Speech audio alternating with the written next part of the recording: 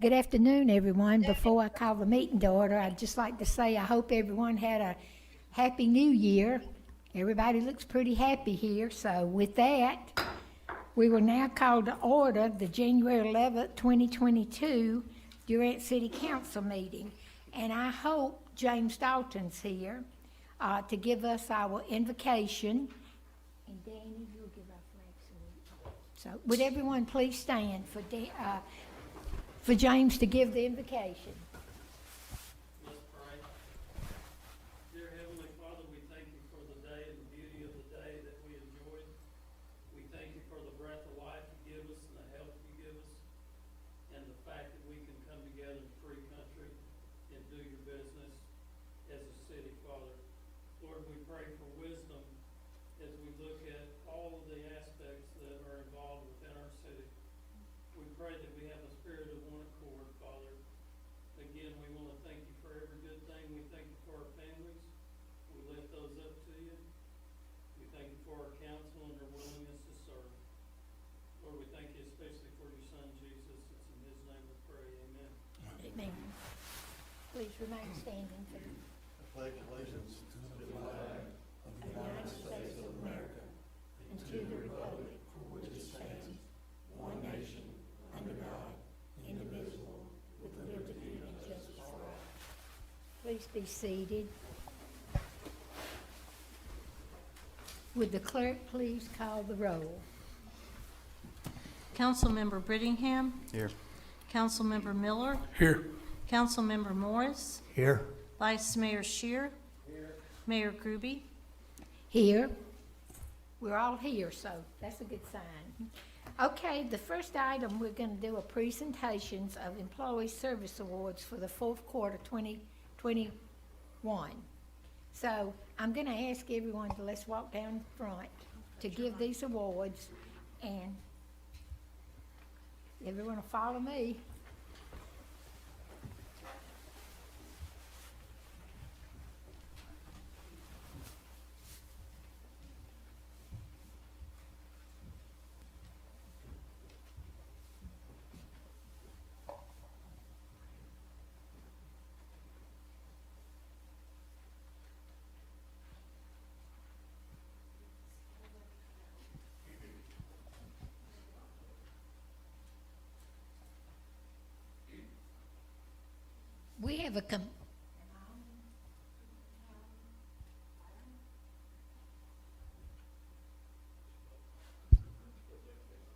We have a combined 70 years of dedicated service from these employees.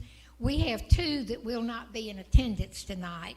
I guess I can call their name out. And Jason Carr, Fire Department, certificate and pen, $150. Chief, would you like to? You just can't spend it.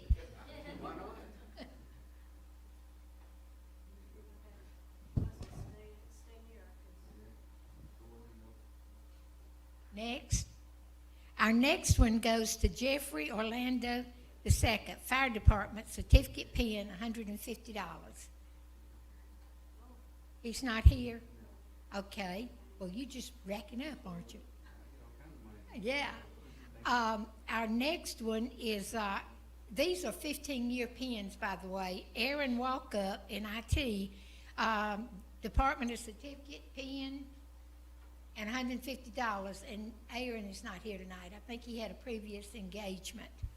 And who will be picking it up for Aaron?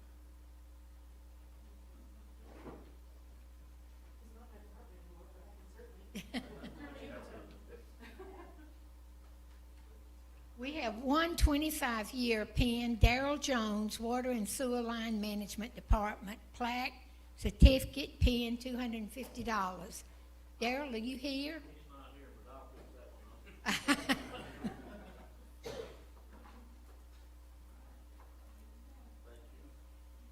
one up. Okay, that's it for tonight, for this quarter, so thank you all so much. We can stay there.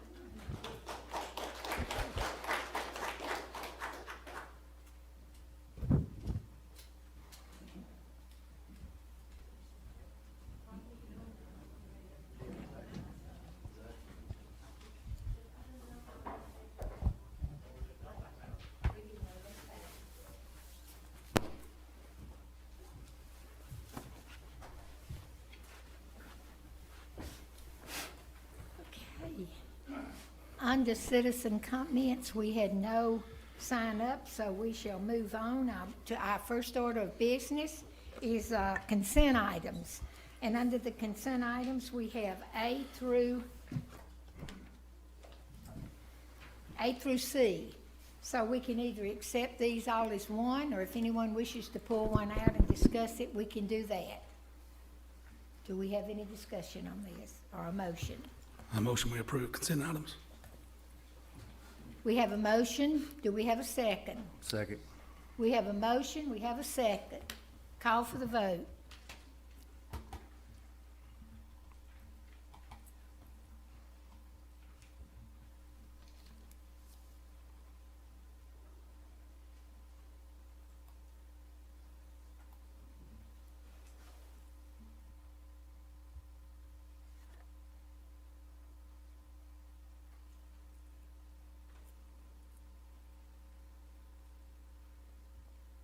Motion passes.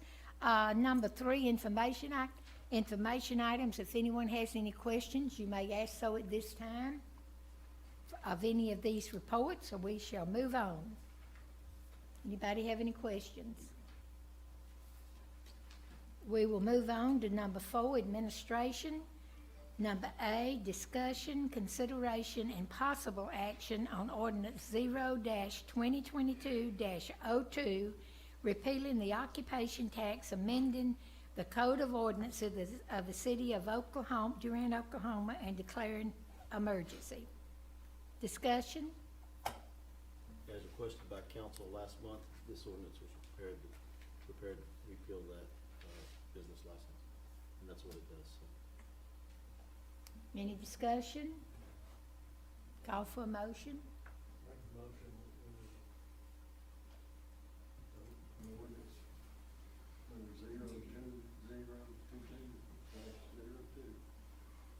We have a motion, do we have a second? I'll second. We have a motion, we have a second. With the clerk, I guess we just record the votes. Boy, Cindy, that was quick.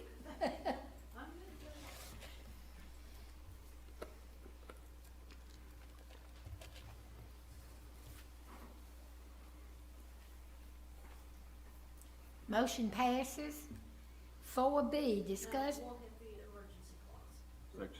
Oh, yes, this does have the emergency clause. Do we have a motion? I make a motion, we pass the emergency clause. Okay, we have a motion. Do we have a second? Second. We have a motion and a second. Call for the vote.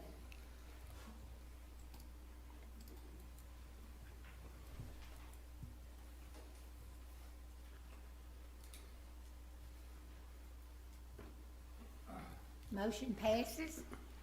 4B, discussion, consideration, and possible action on ordinance O-2022-03, amending sections 112.02, 112.03, 112.04, 112.06, 112.13 of the Code of Ordinances of the City of Durant, Oklahoma regarding taxi cabs and declaring an emergency.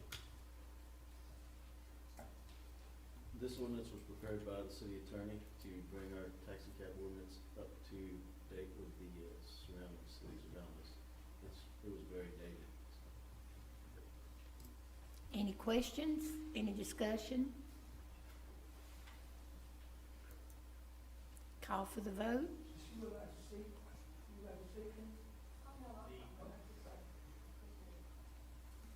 Did you make the motion? If you want one, Yeah, I want one. make a motion to approve. I didn't hear you, I'm sorry. We have- Section 1. I'll second. B1, okay. Motion for B1, we have a I'll second. second.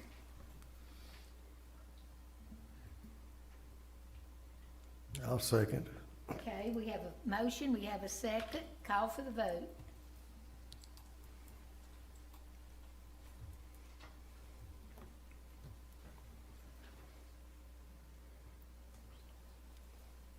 Motion passes. We have to call for the emergency. Make a motion to approve Section 2, the emergency clause. Okay, we have a motion. Do we have a second? Second. We have a motion and a second. Call for the vote.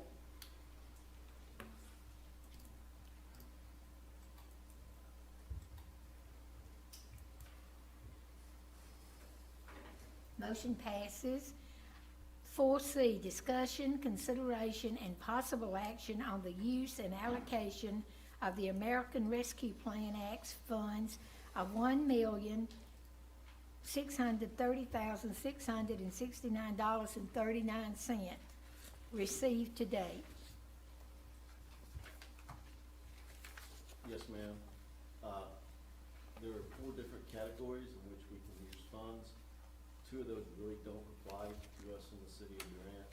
The 2 that apply that we could use is premium pay and the water and sewer improvements. We all kind of know that we have issues with our collection system for the water, for our wastewater, and we would like to allocate about 1.4 million of that for a study to identify where our issues are and make improvements to the wastewater system. We have a proposal that's just over $400,000 to do the study, which includes over 1,900 manholes and section of town.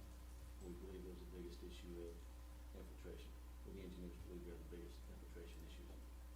And then the remaining, up to 230,000 we'd like to use for premium pay. So for the employees that were here for, during the pandemic. So that is, it's targeted toward the, those that are 150% or below the, median income for the state or the county. And that number for us is, $55,660.50 at 150% of the median wage. Did you say the study only was 1.4 million? The study is just over 400,000. Where's the other million? Would go to actual improvements. Okay. So, and then we'll receive another 1.6 million in approximately 12 months. And council can determine where we need to allocate that. We may need more for infiltration, right, for our wastewater collection system. But this is just the first round. Any questions? And we are very limited on what we can spend that on.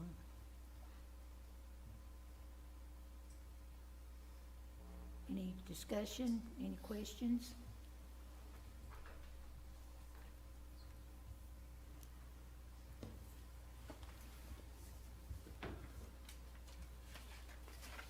Call for motion. I move we approve the use and allocation of the American Rescue Plan Act and for 1.6 million plus as described by City Manager John. We have a motion. Do we have a second? I'll second. We have a motion. We have a second. Call for the vote.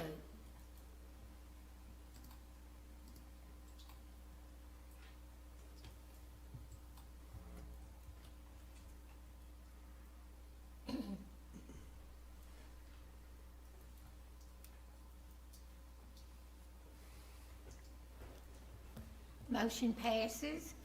We will bring back a resolution to consider for actual premium pay for you to approve this.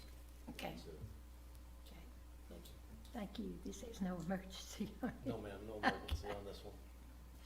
Okay, number 4D, discussion, consideration and possible action for KSA Engineering or their consultants to perform a pavement analysis and, if needed, noise analysis and environment assessment amendment at the Durant Regional Airport and authorize the city manager to sign the contract and other documentation for this study. I knew you'd be up there. Yes, James. ma'am, Mayor, I'm sorry. It's something every month. It's good to but- see you. Yes, ma'am, you too as well. As you all know, within the recent years, we have gone through a new taxiway at the airport. We've had a runway extension and an overlay of the existing runway. And as a result of that, the FAA requires each airport has what is known as a 5010 report that's online that tells everybody about your airport. And one of the things that's in that 5010 that's really important to us is the fact that we need to know the density of the concrete, the asphalt, as far as landing aircraft on that new runway. As we have extended the runway, we're getting a lot more bigger aircraft that want to come in and land at our airport. They're dropping off people. They're on charters coming across country, and a lot of times they'll stop here and get fuel. And when we had LBR, our former consultant, did the work on the runway and on the taxiway, their scope of work did not include testing for density of either one of them. So on our 5010, it shows the maximum dual weight of an aircraft to land on our runway is 50,000 pounds. A lot of our aircraft now that we're having are bigger aircraft. And then the other thing, and I know there's discussion, has been discussion for a long time about the possibility of later on having a commuter airline coming in and servicing our area. We are going to have to, as we're doing this airport layout plan, we're going to really need to know what type of aircraft, how big an aircraft we can feasibly get in and out on this runway. Each aircraft has a weight, loaded weight, an empty weight, a takeoff distance, and a landing distance. When we look, we were told that this new runway would accommodate 92,000 pounds dual weight. If that is true, if that is actually the case, and they would not certify that, they just told us that, but they didn't do the testing to certify it. This proposal I have before you tonight is to actually have that testing done so that we know. Because if that is true, that we can bring in an aircraft of 92,000 pounds, an aircraft like this will be able to land in and out of our airport. This is an Embraer 175, flies in and out of Oklahoma City, in and out of Dallas, in and out of Tulsa, in and out of Stillwater, in and out of Lawton. We need to be, however how long it takes us to get there, we need to be where that is a possibility for us. The only way we're going to know if that's the case is if we have this study done. I have Michael Mitchell here from KSA. We do have the money set aside in our FAA apportionment money. It would cost the city $10,000 roughly. If this is a two-part testing, if we find that we can indeed handle 90-something thousand pounds of aircraft, we also will have to have an environmental asset study. Both of these studies will cost us around $140,000 to get both. Our portion would be 10% of that, which would be $14,000 to do that. And we do have that budgeting in the airport budget under engineering. I think it's invaluable that we know what our airport can handle and cannot handle. We can't move forward until we know what our baseline is. Any questions for James?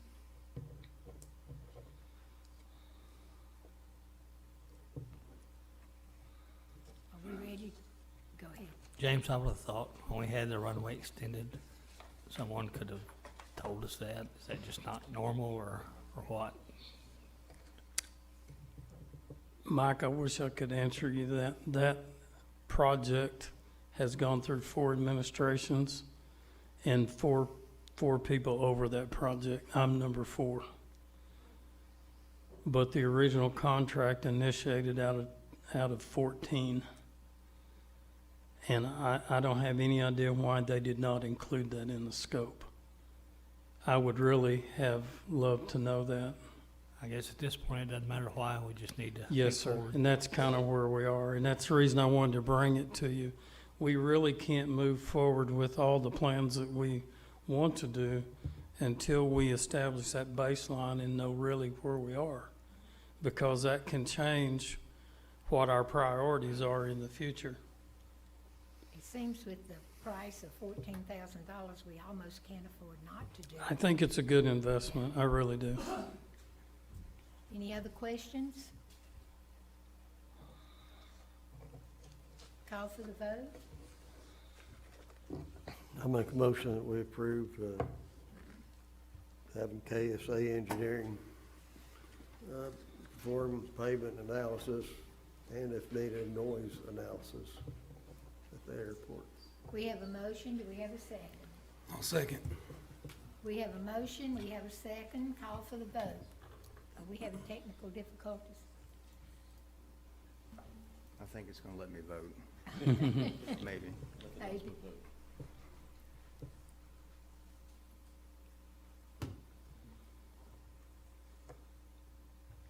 Motion passes. Item 4E, discussion, consideration, and possible action on adopting a 2022 workplace wellness policy.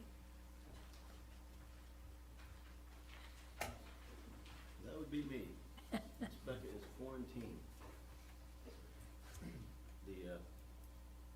This policy is not a lot different than what we're already doing, but it'll help us in our TSEC grants and other grants. It'll give us more points, so it's really pretty simple. So we give access to weight room and stuff like that to different employees. Discussion? Call for the motion.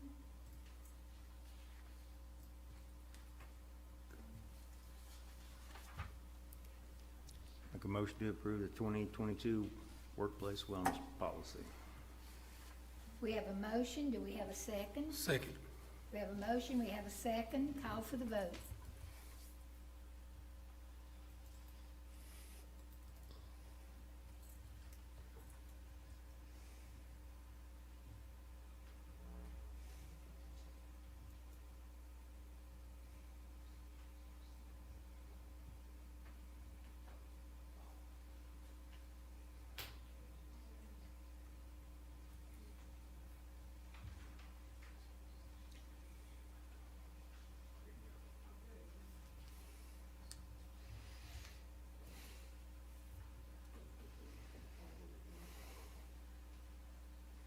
Motion passes.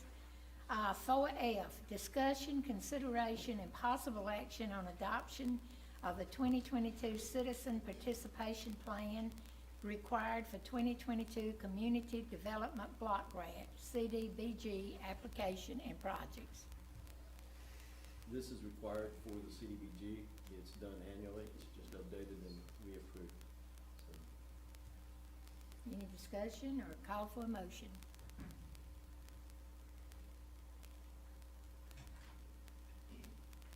I move we approve adoption of the 2022 Citizen Participation Plan. We have a motion, do we have a second?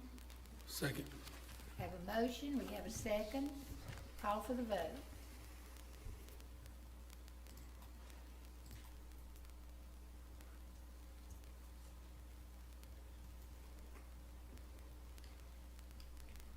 Motion passes. 4G, discussion, consideration, and possible action accepting the 2021 Texoma Health Foundation Grant Award.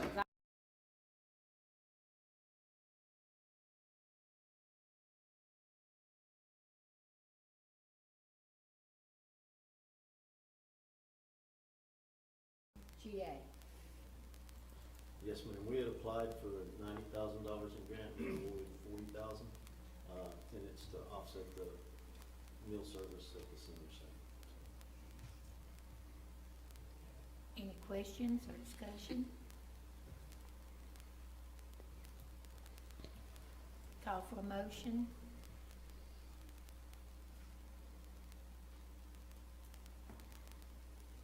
I have to check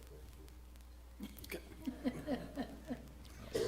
Since we have the money, then I'll make a motion to accept the 2021 Texoma Health Foundation Grant Award. We have a motion, do we have a second? Second. We have a motion, we have a second, call for the vote.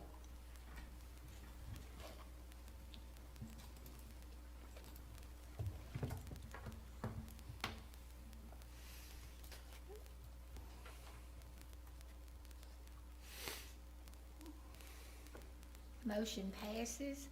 4H, discussion, consideration, and possible actions related to the weather radar system funded by Oklahoma State Appropriations EMPG 2021-ARPA-1, C 2021-68 GC.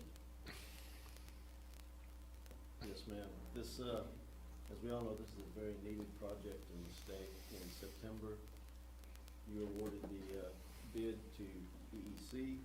They began construction on the weather radar. They began the process to secure their bonding, which is a requirement by state law. They had 90 days to secure that bonding. We gave them all the way up till the last day, and they could not secure it. They did provide us documentation from one bonding company that says they're concerned about supply, but they could not secure a bond. So by law, we have to, we send this awarded bid, and then we need to reject the two bids that were provided, and then we need to rebid the project. The state has been involved in the process the whole way. They've been informed of all the things going on. I've talked to Senator Bullard and Representative Roberts all along the way, keeping them informed of what was going on, and so has James, and we contacted OEM. They're well aware. The legislators do not believe that there will be an issue of refunding this project, but initially we were told that the funding was only good until June 30th of 22. Dustin assured me that this will not be an issue, that it would be funded because of the way it was done as line item, specific project for this region, that they're not concerned about the funds or the timeline at this point. So COVID has definitely played a role in this, on supply. All that stuff sitting out in the water. So there's three separate actions. Questions I'll entertain, best I can.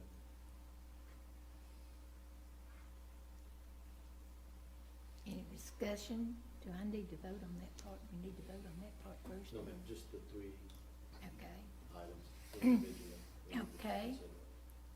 H1, discussion, consideration, and possible action on notice of award issued to Enterprise Electronics Corporation related to the September 23rd, 2021 bid award, and notice of award issued on September 29th, 2021 in the amount of $998,695 for the C Doppler weather radar system funded through the Oklahoma State Appropriations EMPG 2021-ARPA-1 C 2021-68 GC.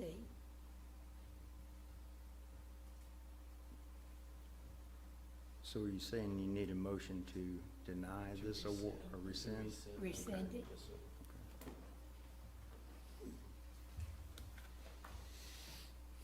Make a motion to rescind award to Enterprise Electronic Corporation, amount of $998,695 as part of EMPG-2021-ARPA-1.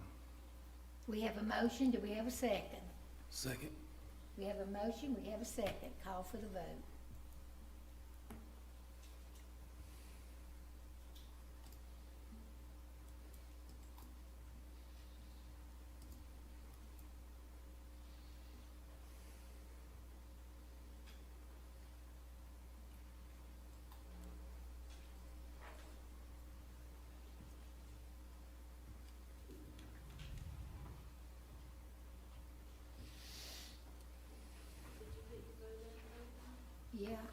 said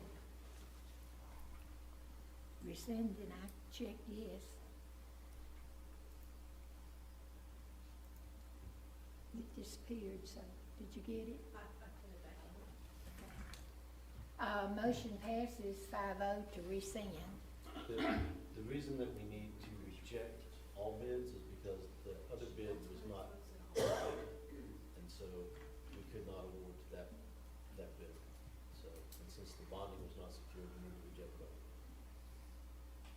Okay, H2, discussion, consideration, and possible action related to bids received and opened on September 17, 2021 for the C Doppler weather radar system funded through the Oklahoma State Appropriations EM PG-2021-ARPA-1 C 2021-68 GC. Hope I'm not going too fast. Discussion?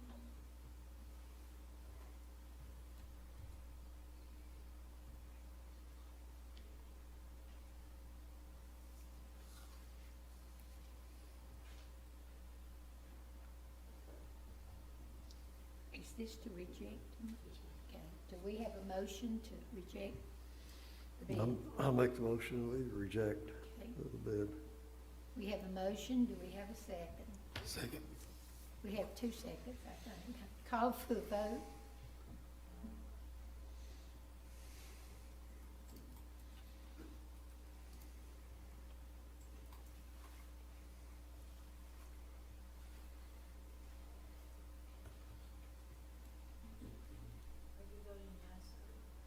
Yes. It's just in-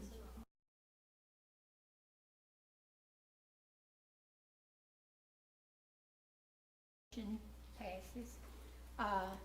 Item H3, discussion, consideration, and possible action to conduct a rebid process for the C Doppler weather radar system funded through the Oklahoma State Appropriation EMPG-2021-ARPA-1 C-2021-68 GC. Do we have a motion to conduct a rebid? I'll make a motion to conduct a rebid for the C Doppler weather radar system. We have a motion, do we have a second? Now, second. We have a motion and a second, call for the vote.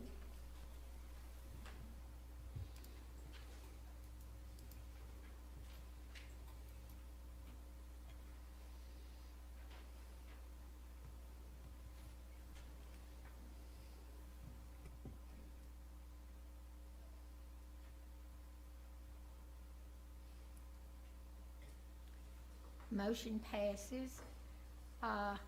Item 4I, discussion, consideration, and possible action on ordinance O-2021-36, a rezoning request for property located at 802 Radio Road. Ms. Danielle, how are you? Doing great. How are you? Great. Good.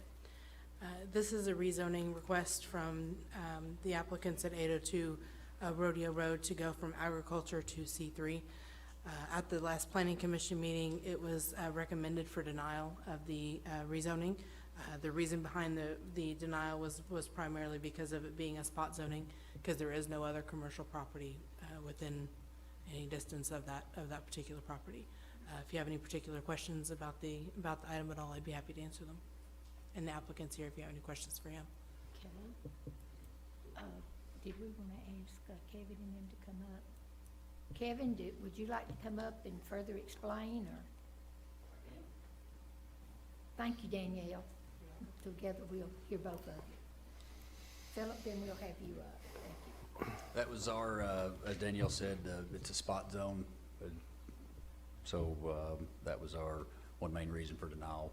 Also, what the applicant's asking to do in the zoning, we don't have a zoning class that allows for those two things that in our interpretation. So that's another reason. And I don't know if there was a third, but it seemed like there was 2 or 3. But so spot zoning, number one. And the other one, even if the rezone did take place, it wouldn't solve the issue. Or it wouldn't allow the applicant to do what they're wanting to do, even in the zoning that's being requested. What were those two things? The proposed use is, according to the application, is cattle storage and sales and parking for a Durant small business. Is the parking related to the cattle sales or a different business? I don't know that I Or do we know? Yeah, you can ask Mr. Smith on that one. Parking in general is restricted, it's not in the zoning class under ag or R1 parking lot by itself. It's restricted in all the other zonings. An ancillary parking to another zoning class is allowed. I mean, if it's parking as an ancillary use for whatever the primary use is, that is allowed, but just a strict, am I stating all that correctly? That just strictly parking by itself is restricted in all zones except it's not allowed in ag or R1. Are there two different things he's requesting? I'm just reading from the application, and I'll let Mr. Smith speak for himself. Okay. But on the application, it states the proposed use to be cattle storage and sales and parking for a Durant small business.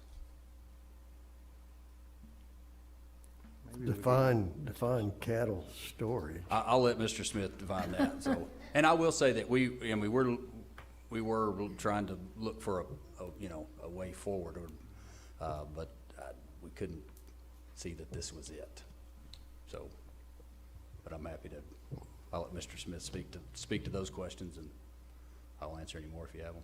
Okay. Okay. Mr. Smith?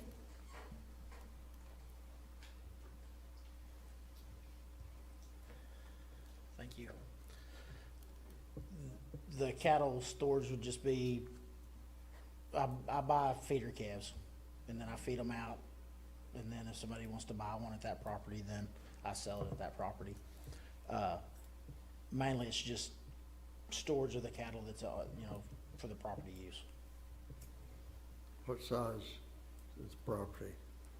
It's right at 5 acres, like 4.6. How many cattle, how many head do you propose putting on there? We usually hold anywhere from 75 to 100.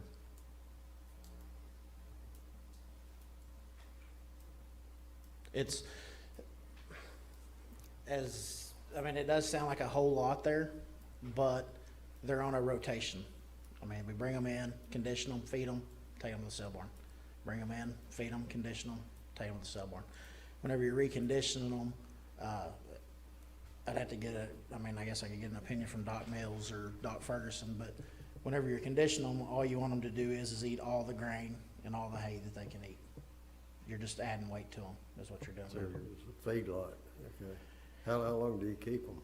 Anywhere from 30 to 60 days. We put a couple 100 pounds on them and then take them back to the sale barn. Do we have any kind of ordinance concerning feedlots? Not that I'm aware of. The use table does not specifically speak to feedlots. However, in the definition of agriculture, it does specifically mention commercial feedlots, but we do not have a definition in our ordinances about that. There is a definition from the USDA that I grabbed. Let me grab that real quick. It says a commercial feedlot is a feedlot whose primary enterprise is to feed cattle and market them for slaughter. So that's the USDA's definition, but we do not have a definition of a commercial feedlot in our current ordinances. Well, I'd like to ask a question. If this was turned down, that doesn't mean that we're gonna put Mr. Smith off his property, does it? He'll still be able to have his cattle there with it being zoned as ag.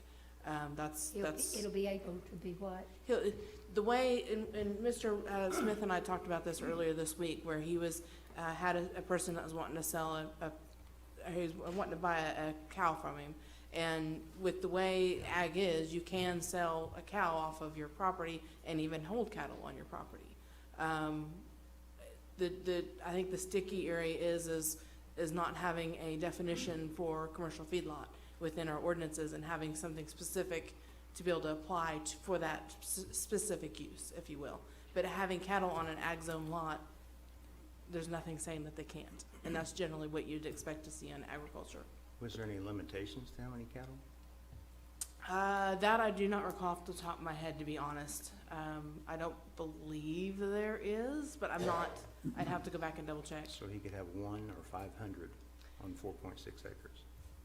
That's possible. I'd have to go back and double check it, but usually there are limits on the amount of animals you can have per lot, but I don't specifically remember seeing cattle. But I'd have to double check that.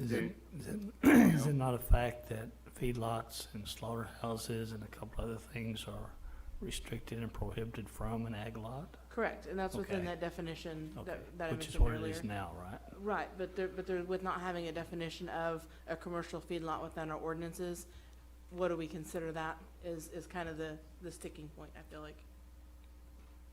I just find it ironic that we limit the number of cats and dogs we can have in city limits, but not cattle. Right? It's a little ironic. Well, I don't know if you guys can hear, can you guys hear me okay? Oh, Who is, This Hey, is Tom. Tom.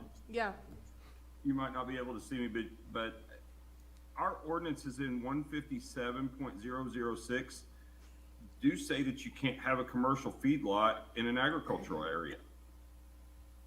correct. And while we may not define it specifically, it would be hard to argue that on 5 acres of land, having 75 or 100 cattle, finishing them out to take to slaughter is not a commercial feedlot. That's the exact definition of a commercial feedlot. That's what they do. Tom, Yes. could you give clarification why you would think that it's specifically listed as excluded in agriculture but not anywhere else, any other zoning class? I don't know why it's like that, but it is. In 157.006, it says the use of land for agricultural purposes, and then it goes on to say, provided the operation, and provided further that the above uses shall not include commercial feedlots. So I think what that is intended to mean is there's not to be commercial feedlots inside the city limits.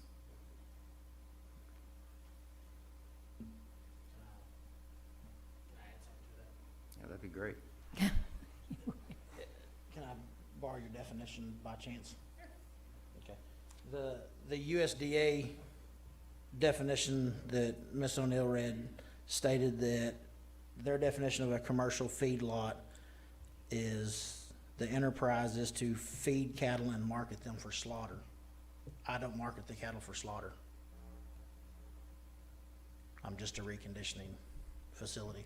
Whenever the cattle either go to the El Reno sale barn, the Oklahoma City sale barn, the Durant sale barn, I don't know where that calf goes from there. So whether I know that it's for slaughter or not, I don't know at that point. I'd take it, unload it at the sale barn, they run it through the sale barn, they sell it. It could potentially go to another feedlot, or it could go to somebody's pasture to make a cow out of. We just do heifers, so. I mean, I have a few steers right now, but mainly it's just heifers.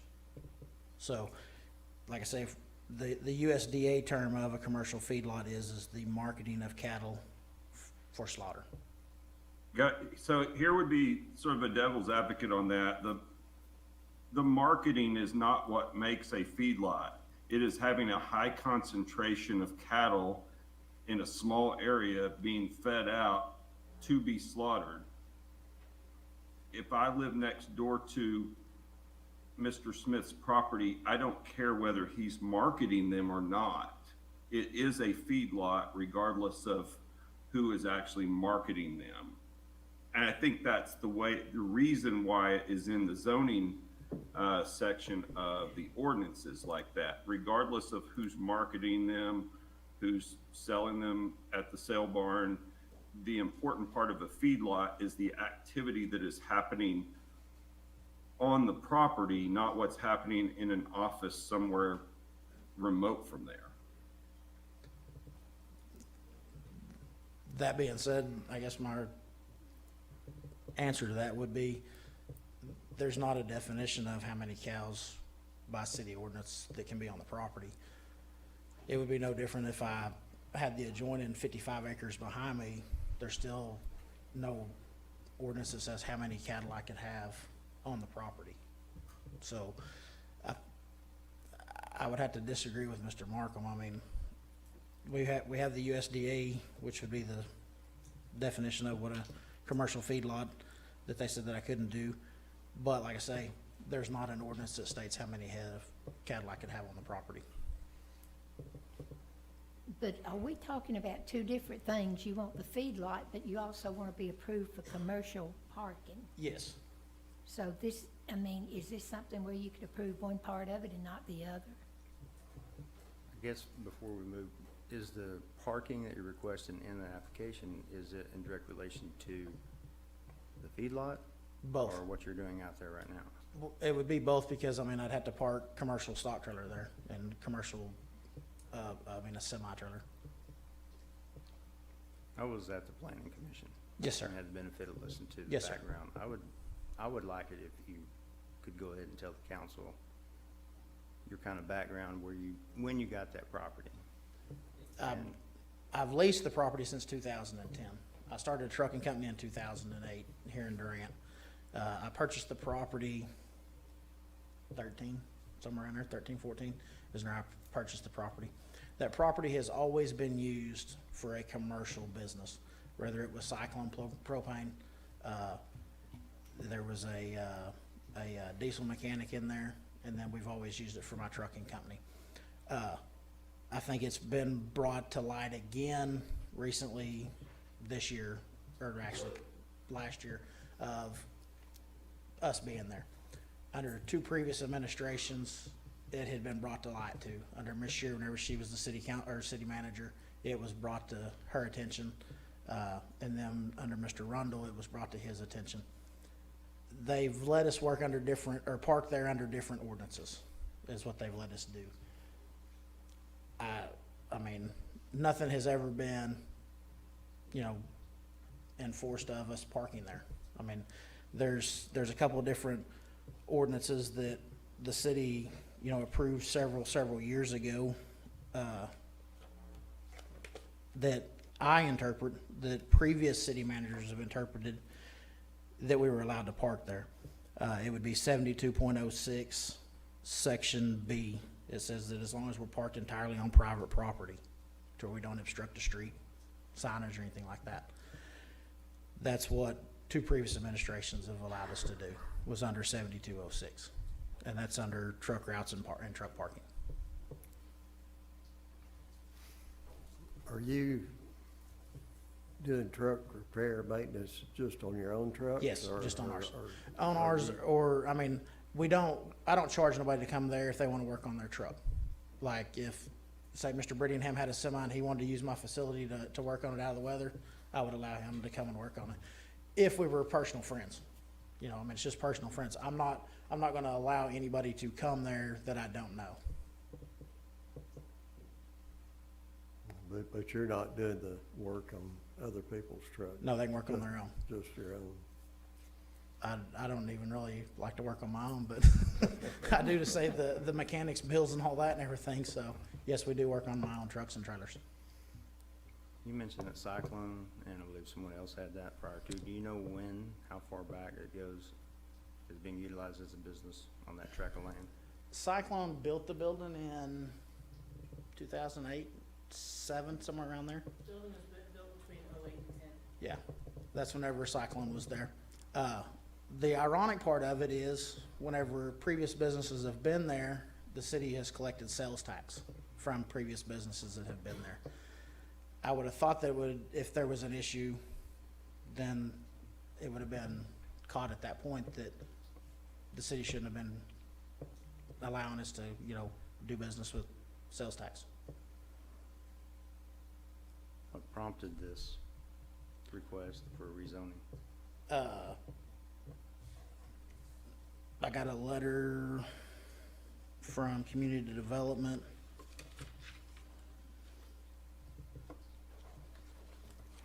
Can I grab it real quick?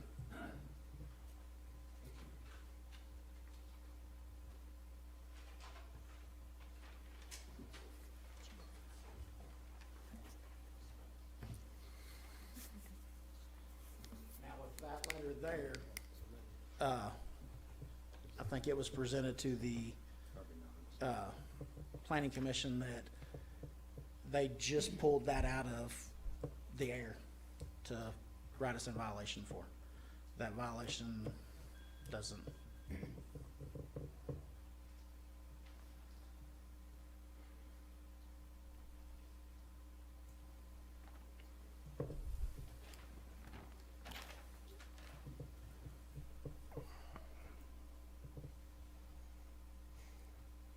I guess I'm kind of like the planning commission after sitting there and listening to that, and I'm still not 100% clear on this entire situation. You park trucks out there. Yes, sir. This business has been, or this property has been utilized as a business since 2008. Yes, sir. 2 or 3 different businesses Yes, sir. in the city of Durant Yes, sir. since that time, Yes, sir. under Ag 1. Yes, sir. And you don't, your acreage is not even the right acreage to be Ag 1, right? Is it supposed to be 5 acres? I think that's what Ms. O'Neill, she showed me at the zoning commission, yes. I tend to agree with the planning commission that it is spot zoning simply because it's surrounded by ag. But where I have an issue in denying your request, I think the cattle business is completely separate. The issue I have that is if we deny this request that's brought on because of this letter, wherever it's circulated to, for the violation, which has prompted you to try to rezone to get into compliance. Yes, sir. You're still not gonna be in compliance, because I do agree with Mr. Markham. I think it was put into ag just so people would understand that there's not supposed to be a feedlot in ag, because obviously we kinda assume ag and cattle and such. And by nature, it wouldn't be. We wouldn't want to assume, but I think you have to, that it would not be in commercial and residential and such. The problem I have is where are we gonna be if the council denied this tonight, his rezoning request with the business that he has right now that's been in operation concerning the trailers, or parking the trailers on your private property, that, what's that gonna do to that?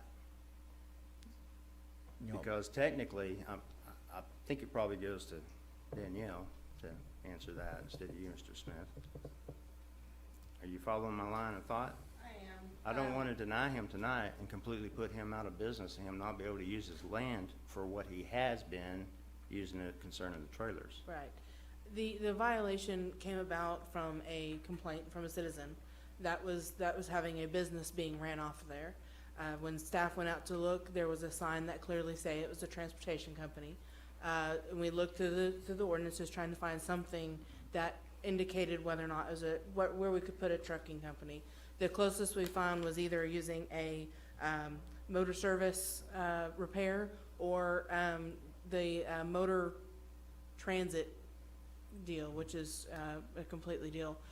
Through talking with Tom and things like that, it was determined probably that it'd lean more towards the service than it would a motor transit hub or whatever that specific term is.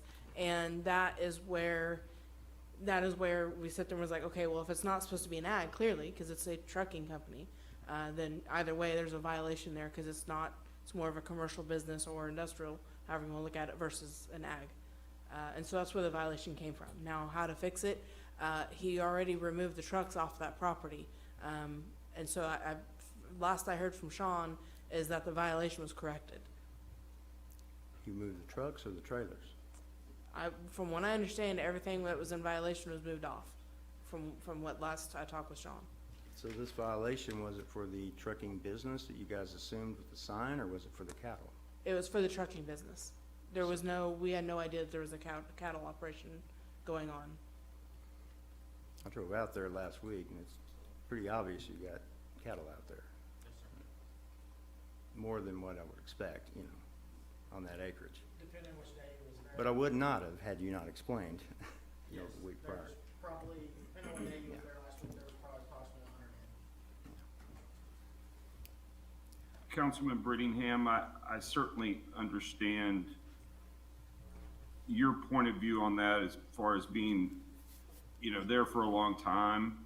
The problem that staff has, or any enforcement entity, is that they don't know how long it's been there. It could have been there 24 hours, 24 months, or 24 years.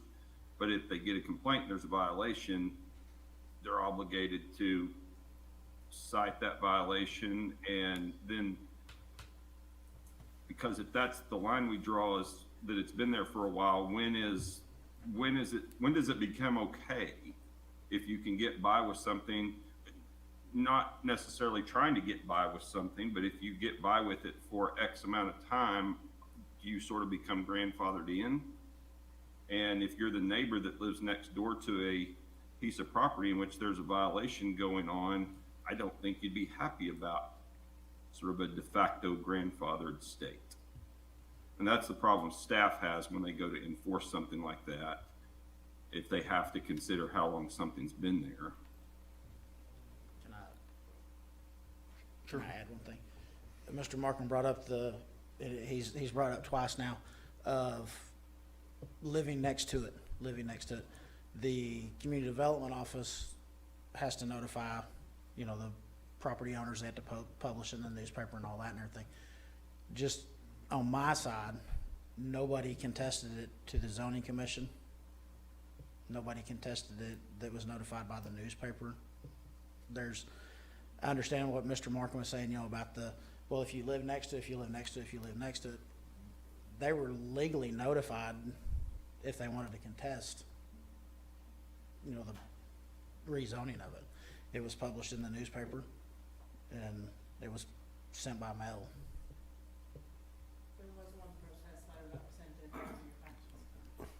I've got a question, I think, for you, Danielle. No matter if this request is accepted or denied, the feedlot is gonna be in violation, is that correct? The way between what Tom stated and what we've learned, yes, it would be. If it's with Tom considering it a feedlot, that's.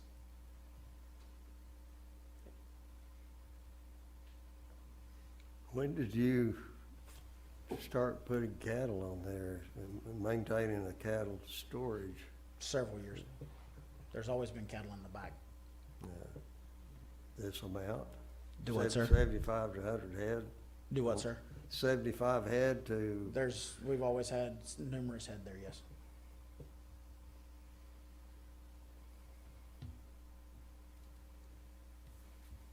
I guess I need some clarification from Danielle. Based on the planning commission meeting the other night, if it's his own trailers and he's not working on them, he's allowed to store them there or not? According to what 7206 says, is that it does say, it talks about truck routes and truck parking. And part 2, it'd be 1B, so 1, it says B, truck parking restricted. It is unlawful and offense for any person, firm, or corporation to park between the hours of 10 p.m. and 7 a.m. Any of the following vehicles which exceed a weight limit of 1 ton on any street or alley in the city except provided as in subsection 2, which is a vehicle listed in subsection 1 of this, which lists truck, trailer, tractor trailer, semi-trailer, may be parked on a street 32 feet or more wide in an area zoned industrial or entirely on private property so long as they are not in the area dedicated for the use as a public street and as so long as they do not obstruct the usage of the streets by other vehicles and pedestrians. So based on that ordinance, they'd be able to park trailers or, semi-trucks there. But what the concern was is when staff first investigated on the violation piece of it, there's clearly a sign there saying that it was in fact a trucking company. So it said A&J Transport, I believe is what the sign stated. So that led staff to believe that it was a business and they weren't just parking trucks there. But we've found out that's an old sign, or that's not actually what's happening? Councilman Brittingham, I would argue that they are operating a business there and not just parking. And I think it's splitting hairs. Again, it sort of goes back to the operation of the cattle. It doesn't really matter where the paperwork is being done. What matters is if someone across the fence is living next to a concentrated cattle operation. And in this case, there's no difference between a trucking company that parks their trucks on a piece of property and does the paperwork at that same location versus a trucking company that parks their trucks at that location and does the paperwork somewhere else. If you are an adjoining property owner, the important part is the trucks coming in and out on that property. That's the business part of a trucking company, not where the paperwork is done or where the phone calls come in. And I know I've had this discussion with Mr. Smith. He contends that the business is operated out of his home on Fifth Street, which is not a commercially designated area. But the important part of a trucking company is the trucks and the storage of them and them coming in and out of a piece of property. So regardless of where the paperwork is done, I still contend that that's a trucking business. So it's not a parking area for trucks. If he had if he was running an owner operator single truck and he parked it in his driveway while he was at home for the weekend, I think that may be more of what 7206 contemplates, but not a trucking business. And that's what Mr. Smith is operating. Thank you, Tom. I guess my question again is if we turn this down, what would happen? If we turn it down, then I imagine he'd be able to run his cattle there and have cows there, but then we're back to the feedlot issue.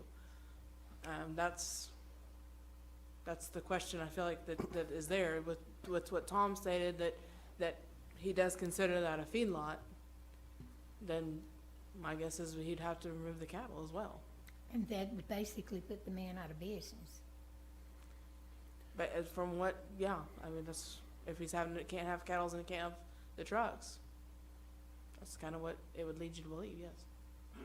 And I will also note that the applicant did ask for certain stipulations should it be approved, and some of those stipulations including leaving the building the way it is, as well as the gravel driveway. The gravel driveway and parking area, there was an ordinance back in 2005 that was adopted saying that all driveways, no matter what they are, no matter what zoning, had to be sealed surface. That was adopted well before the building was even built. And then with the rezoning, the facade ordinance is for all zoning districts except for ag and industrial. So just letting that know in case that is the direction you all are leaning towards. If this was tabled tonight, is there any way, since we have part of the zoning commission here and we have you here and we have Mr. Smith here, is there any way that anything could be worked out? If the item is tabled, it'd have to come back exactly the way it is now. No amendment, no changes could be done to that item. I have another question. Is it not a fact that the feedlot's gonna have to go anyway, no matter how this comes out, if it's agricultural or commercial? And we don't really have a zoning category for feedlot, to be honest. Probably commercial would be as close as we got, to be honest. Does that mean we have to close it, or do we let it go? I mean, that's my question. I'm sorry, repeat that one more time. So if there's no ordinance, can he operate it, or does it have to go? Based on what Tom's definition and direction was, is it would have to go.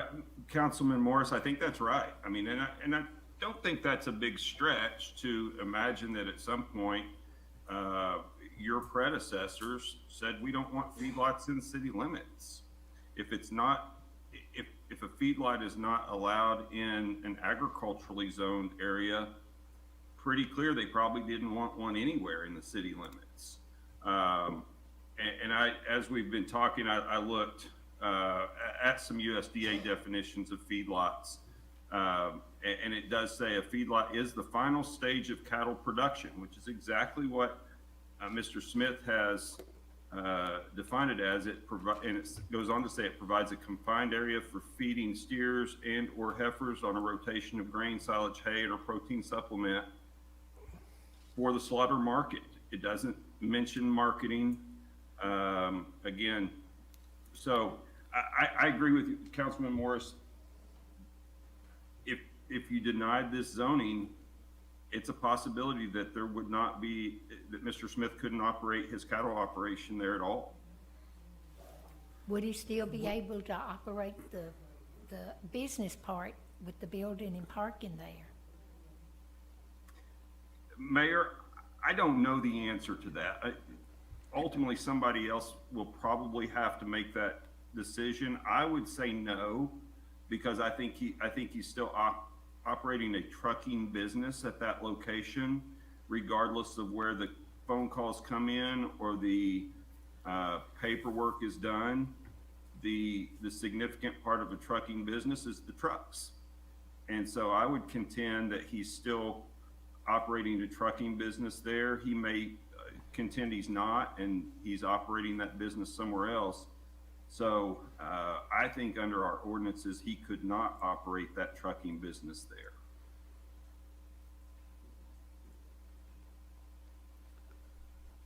If we were talking about just a trucking business, what is the correct zoning classification?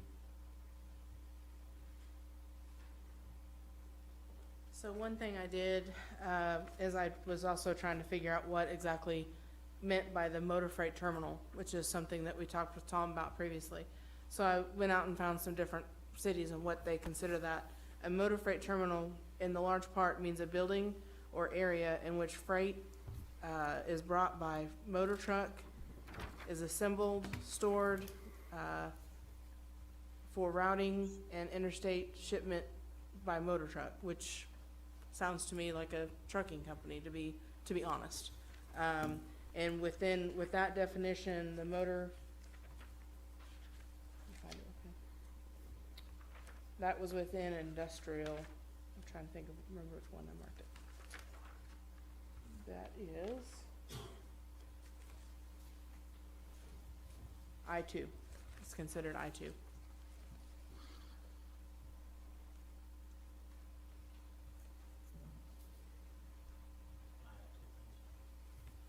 Sure, come ahead. One back to Mr. Markham's on the cow part. I'm not understanding why I couldn't have cows there since I sell them at the sale barn. I don't sell directly to a slaughter. He keeps, emphasizing that they're for slaughter, they're for slaughter, they're for slaughter. I don't know where they go. So I'm not marketing cows or calves, bulls, heifers, steers, whatever, for slaughter.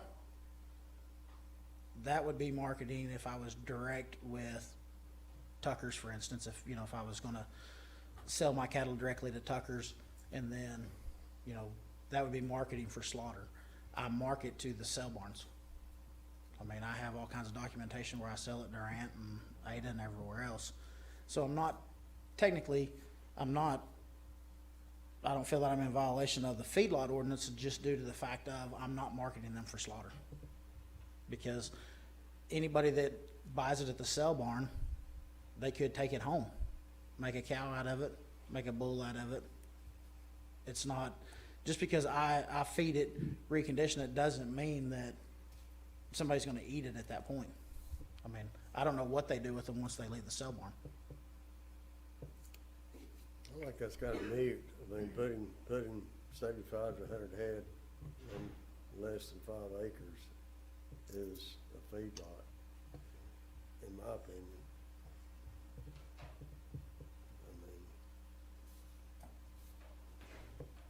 I mean, it's a reconditioning yard, yes. And Councilman, sure, I think if you look at the property, it's considerably less than the 5 acres. It's probably less than half of that. Would that be right, Mr. Smith? Yes, for what is fenced off and what is potentially gonna be fenced off. There's some adjoining property to that I own also. that's, we did not ask for the adjoining property to be rezoned. So the property is actually larger than what is presented because we're not rezoning all of it or asking for it all to be rezoned, just a portion of it. Back to the trucking part of the motor carrier part, my trucks, we store no freight there. Those trucks come in empty. There's no freight on our trucks whenever the trucks are there.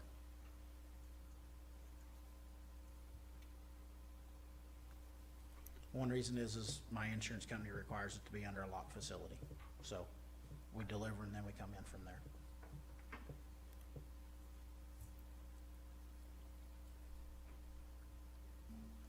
We don't seem to be Danielle? making much progress. Sorry. I'm sorry. I just wanted to ask Danielle, was there any reason, I mean, obviously this is unique. I don't know that it fits the other criteria. Is there any reason why this wasn't pushed to the Board of Adjustments? It was not Just out of just, curiosity. it mainly was not, a lot because the applicant came to me and wanted to do rezoning, which we felt would, okay, we could at least make that step and see if that works. Board of Adjustment may be, an option, but again, we're kind of back to, what ordinance would we be asking for the variance from? Would it be the ag definition or the motor freight or both, I guess, would be the What we question. have before us, I mean, when it comes right down to it, I think it's just like Ms. Kerr said, it's still spot zoning, Correct, which is the main thing I have the issue with. right, and that's staff's main issue as well.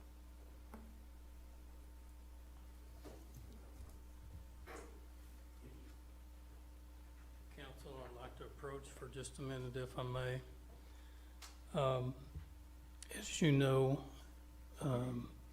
the address of 802 Rodeo Road sits at the corner of Cemetery Road and Rodeo Road.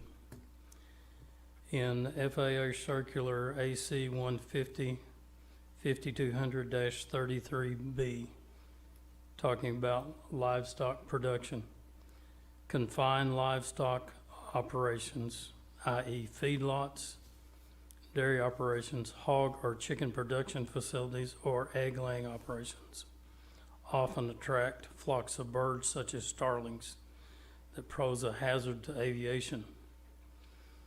Therefore, the FAA recommends against such facilities within the separations identified in sections 1-2 through 1-4.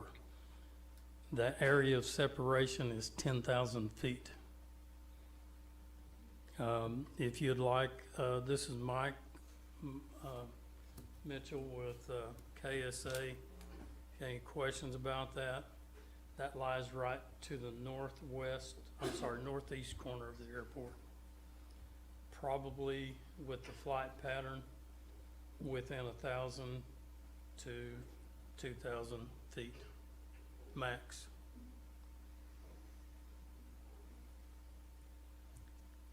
I know this is a complex issue, but it especially mentions the fact that for turbine aircraft, which we have a lot of, the problem is the birds get sucked into the turbine and it downs the aircraft. So I just wanted to bring that out to us, that we don't want to create another issue later on down the road that we'll deal with as well. So James? you're saying that area is within that 10,000 feet? Yes, ma'am. Perimeter. 10,000 feet would be 2 miles. Okay.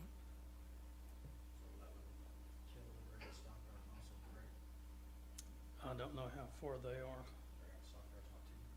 Yeah. And it doesn't say that those areas are prohibited. It says that they should be avoided if possible, but the facilities could or can implement mitigation measures to prevent the flocking birds. But The flocking birds, wouldn't that be any cattle though? correct. So, I mean, there's cattle all up and down. But it But it defines those as specifically confined, and it specifically calls mentions out feedlots. feedlots. Correct. That was the reason we brought it forth. Your decision rests, but we wanted you to be informed of the information. Thank you. Thank you. I guess my question would be, how many cows am I allowed to have there? Is that for Mr. Martin? Don't look at me. I already asked that question. Mr. Martin, if you, I couldn't hear the question. Mr. Martin, my question would be is, how many cattle am I allowed to have on the property? Am I allowed to have one head or 0 head? I have no idea.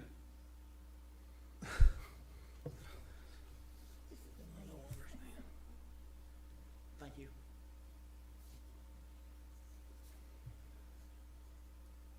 I mean, part of that answer would be, how much grass can you grow? I mean, And the and I think, average- I think Councilman Shear's exactly right. He's starting down exactly the right road. A feedlot, you're not allowed to have a feedlot. And a feedlot is a confined area where you're feeding them grain, hay, protein supplements, make them marketable. And that's not what you're doing there. If you can't raise, I mean, I'm not a cow guy. I know we, on a 2-acre area there, which is about all that's left on the north side of the trucking business, you're not gonna get more than just a couple of cows there on some grass. So if you are having to concentrate them and feed them, grain and silage or protein supplements, that's a feedlot, and you can't have that. So I don't have a number there, but if push came to shove, there would be experts to say how many cows you can raise on 2 acres of grass. So I don't have that number, but I bet we could get it. I mean, we're currently in the process of fencing in more property. We visited over the fencing deal a couple of different times, so we're fencing more property. I will Okay. throw this out there, just, it's purely coincidental, but in the last couple of weeks, I've talked with Farm Services, and that exact number in optimum conditions is 4.6 acres per head. So, it's ironic, that's exactly what your lot size is. My son-in-law raised the cows when he was growing up, and they said 1 cow per 5 acres. So we're close on that. With that being said, the USDA from our local office has been to the property to examine how the operation works and all that out there.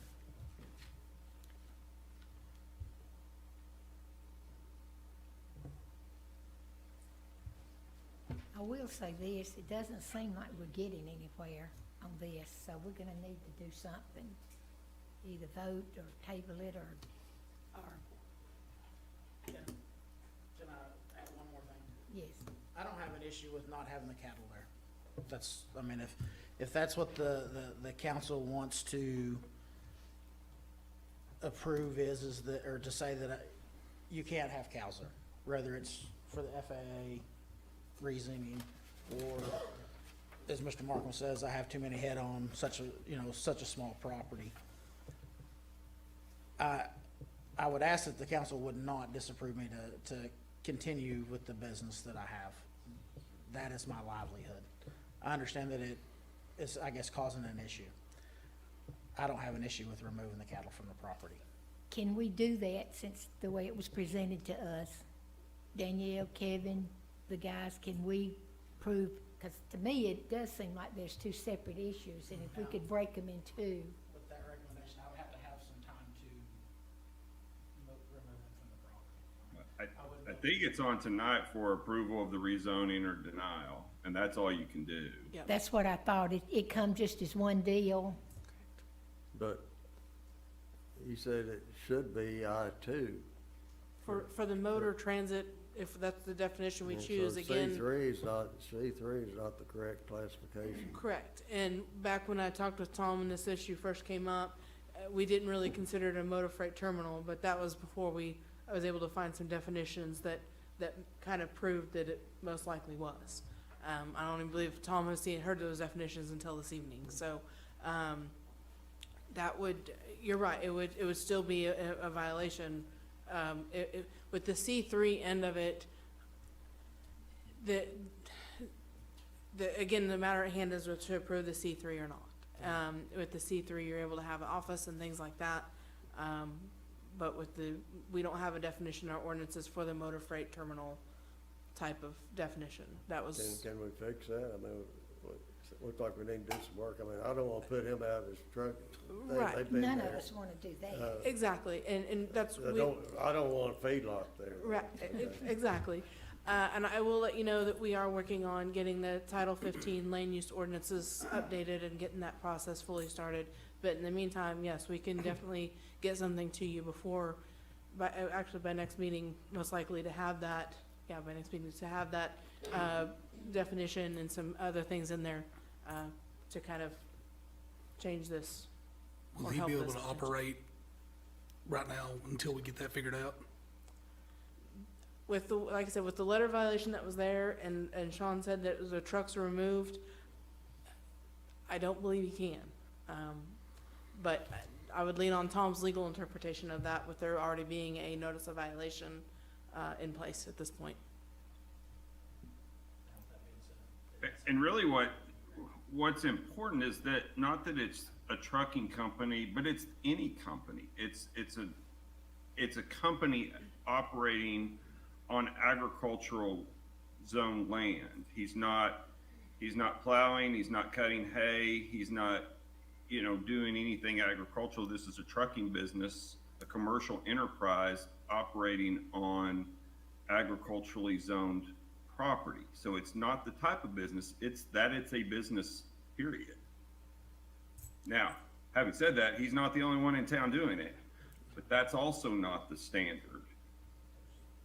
The police officers they don't refrain from giving a ticket just because they can't give everyone one that's speeding.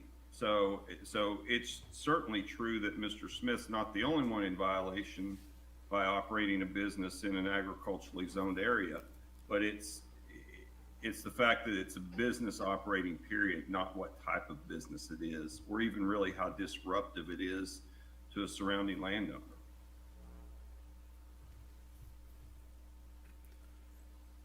Are there any other commercial businesses in this area that are operating under the table?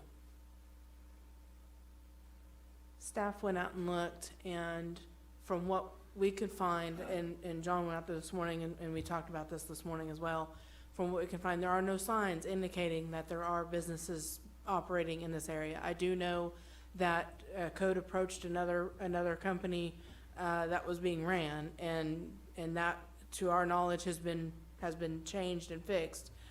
We have not seen evidence that there is a business being ran out of there. There is an area that there's a shop building on a piece of property, but is it for their personal use, or is it a business?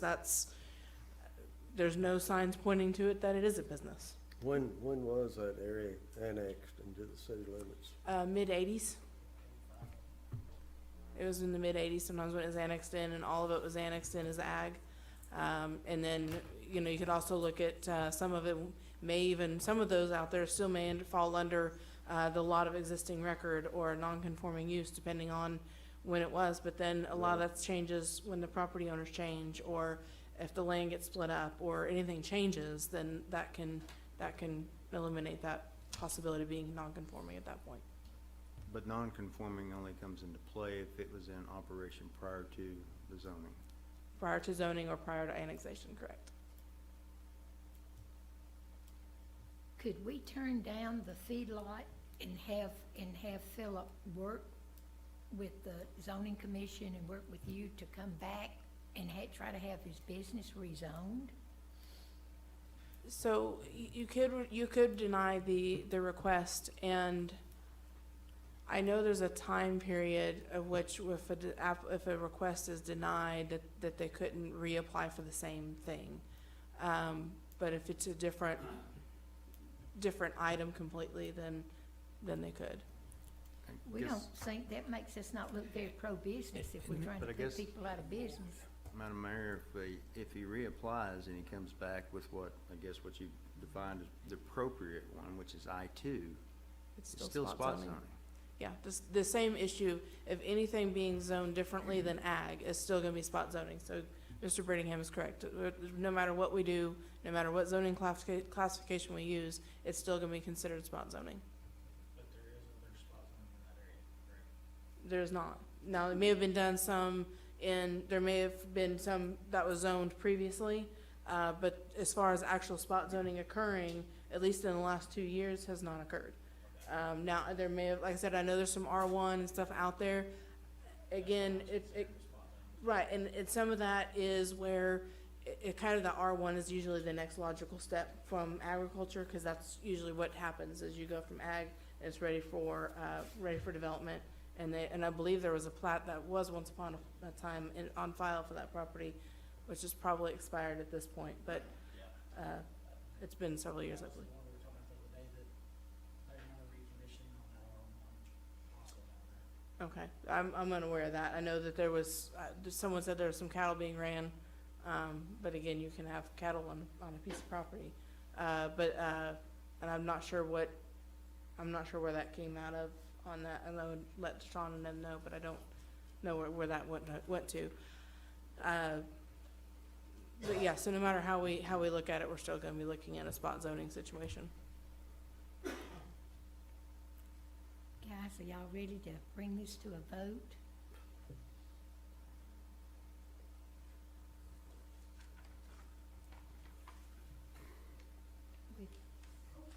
Anybody wanna make a motion that we bring this to a vote? Make a motion on this?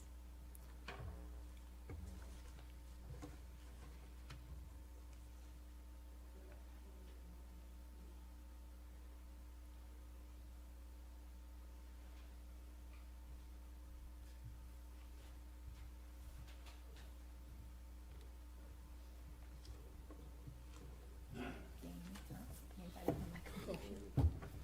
Steve? I don't really see a win either way, so I'm kinda hesitant to even make a motion. Well, if no one will make a motion, then that's it. Yeah, it'll die due to lack of It'll motion, die. That's correct.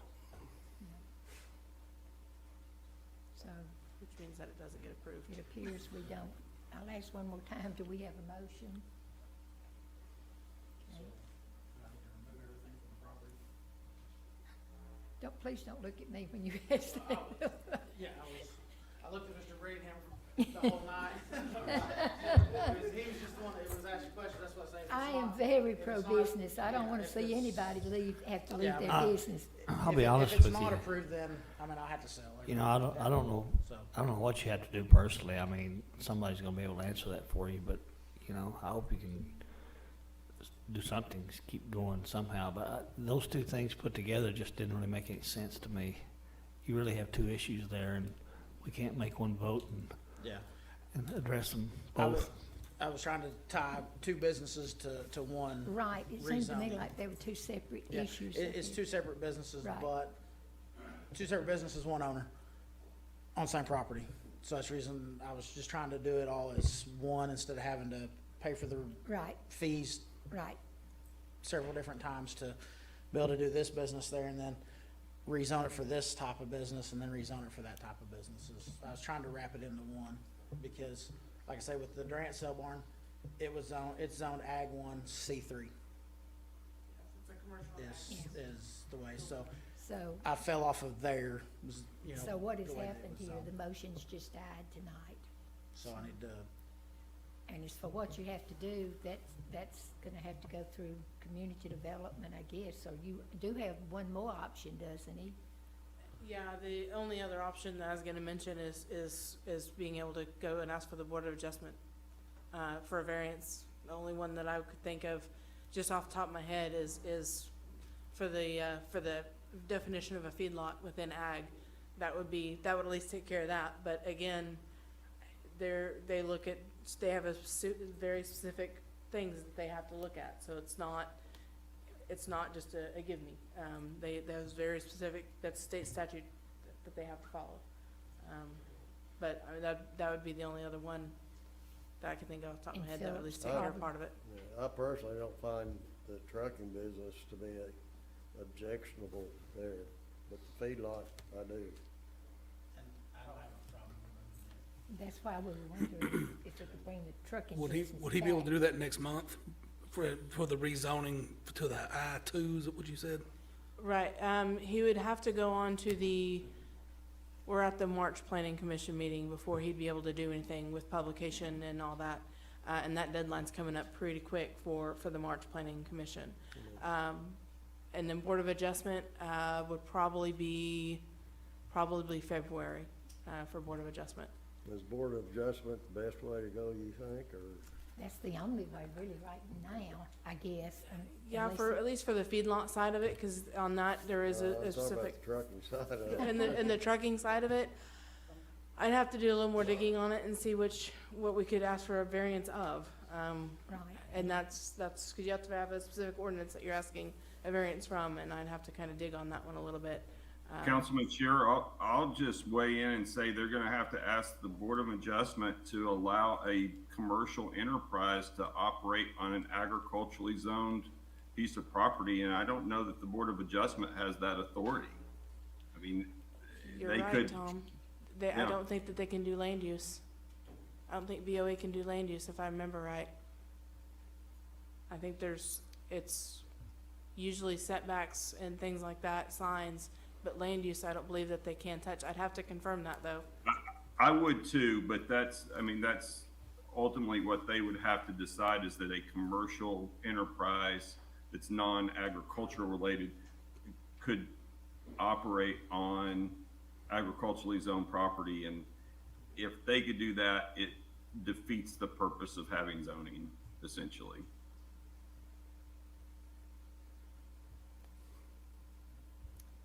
Okay.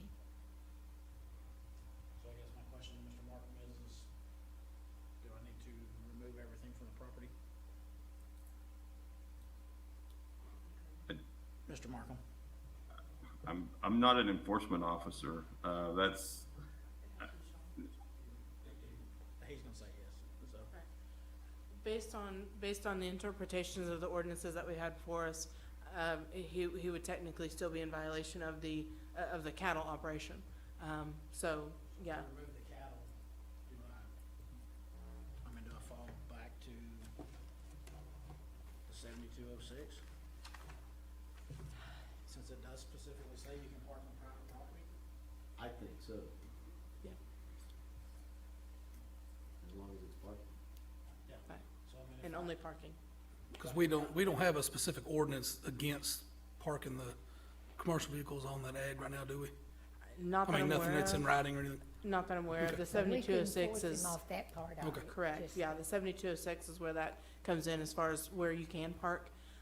I'm not aware of anything in agriculture that says you can't park in agriculture. Just know that if staff takes that interpretation, that if Mr. Smith had an empty lot next to his home on Fifth Street, he could cram as many semi trucks and park them there, as long as he didn't impede the alleyway or the city streets. I mean, that's where you're gonna back yourself into the corner on, is he's gonna say, well, I'm just parking, not operating a trucking business. And I'm not trying to attack you, Mr. Smith, I'm just thinking down the road on how they address that later. If somebody else says they're not operating a trucking business, they're just parking their trucks somewhere, that's the next logical step, is that you could park semi trucks anywhere and say you're parking them, you're not operating your trucking business. which there's an ordinance for that, Okay. to allow us to park. Right, 7206, Yeah. but again, that's what Mr. Markham was saying, is that there's interpretation on staff. So it's, okay, so, Decided that. okay, that's correct. So if even though the ordinance says I'm allowed to do it, it's how Mr. Jackson interprets it, correct? These are both responsible. Maybe you need to get with Danielle and maybe some of the zoning commission and maybe discuss it and see what else you can come up with, Philip, because I think we've done all we can do here tonight. Okay. And like I said, this is the hardest part to me of being on council, is this zoning stuff. And you know it, as far as I'm concerned, there's absolutely nothing personal against you. Yes, I know that. Thank you.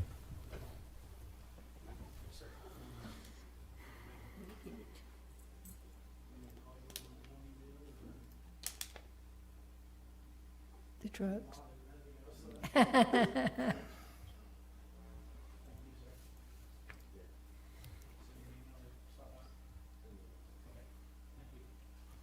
Thank you, Philip. Okay, guys, moving along. Moving right along here. I don't even know where we are. I think we're on number J. Discussion, consideration, and possible action on ordinance O-2021-37, a rezoning request for property located near Hillcrest Avenue and McLean Avenue, Drive, excuse me. The applicants approached staff about wanting to place a new multifamily residential development on this 20 acres. They are wanting to go from I-1 to R3. The Planning Commission did recommend approval of this rezoning request. If you have any questions, I'd be happy to answer them. The applicant's also here if you have any questions for him as well. Anyone have any questions?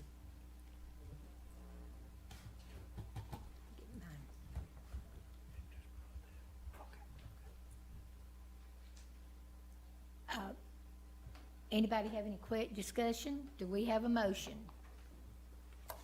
I move we approve ordinance O-2021-37 for We the have a prop. motion, sorry. We have a motion, do we have a second? Are we waiting on you to get fixed up? Second. Okay, we have a motion, we have a second. Please record the vote.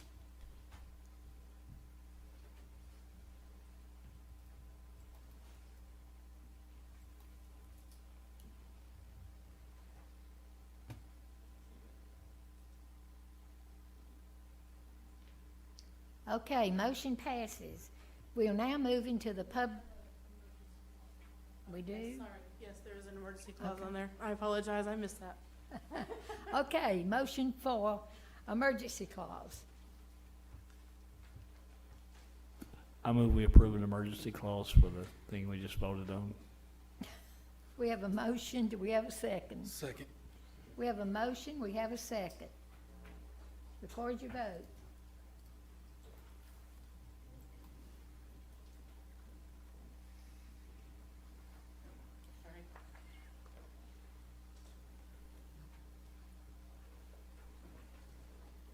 Motion passes. Okay, we are now into the public hearing. Number 5A, discussion, consideration, and possible action on ordinance O-2022-01 to approve the renaming of Magnolia Street. Back in November city council meeting, it was asked to go through the process of renaming Magnolia Street to Business 70. Staff went ahead and created an ordinance and also sent out notifications to the property owners. If this is approved, this would not take effect for 90 days from the time of approval. So there is no emergency clause for this particular ordinance. Okay. But if you have any questions, I'd be happy to answer them. I don't. Anybody have any questions?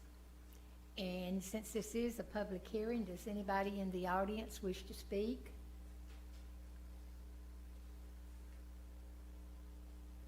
Anybody wish to speak? I hear you. You want to come up here and speak?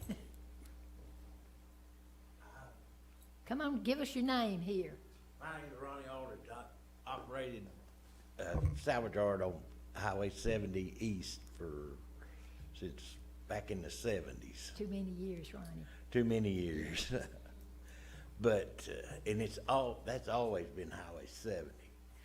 And I've got to change all my licenses. I've got to do all that.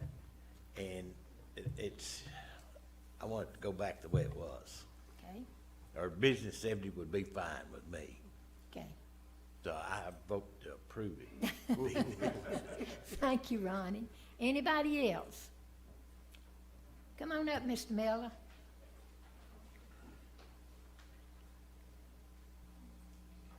How are you? I vote to approve it myself. Really? Thank you, and I appreciate the council's help on this matter. Okay, thank you, sir. Anyone else? Anyone else wish to speak? Anyone else?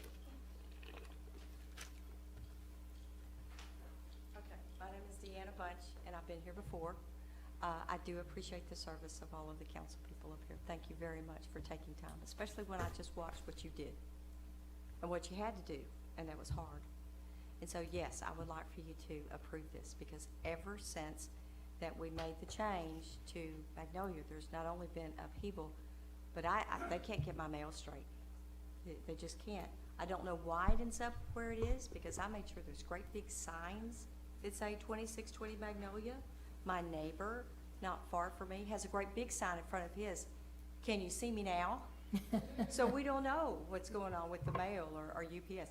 I had a package today that came, and praise God for John Teal. Everybody here, I'm sure, knows John Teal. Well, this got dropped off. They left this at the gate at the auction barn, John Teal. And he drove it down and placed it on the ground in front of our gate. So we all out there on that little strip have gone through all kinds of things. And I realized that some other people too. I was talking to Danny one day, and he talked about that he'd had to go through some changes, and we all do. But this one affected a whole lot of people. And so I would love to see this approved and changed. My only question, and the reason I came up here, is will we keep the same numbers we have?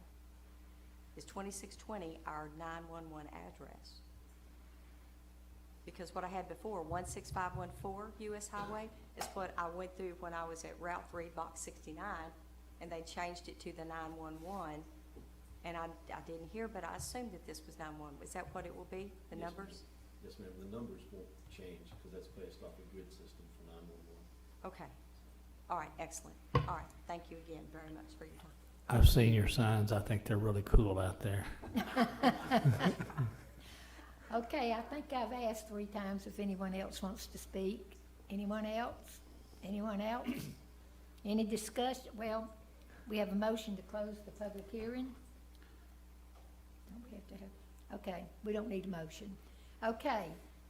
Any discussion or ready to call for the vote? I motion we approve the renaming of Magnolia Street. We have a motion. Do we have a second? Second. We have a motion. We have a second. Call for the vote.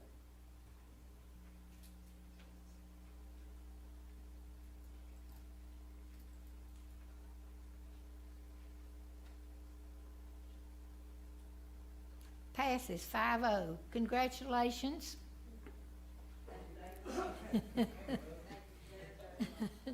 Okay, number 6, any new business? Do we have a motion for adjournment? I'll make the motion to adjourn. We have a motion for adjournment. Second. Second. We have a motion and a second. Call for the vote.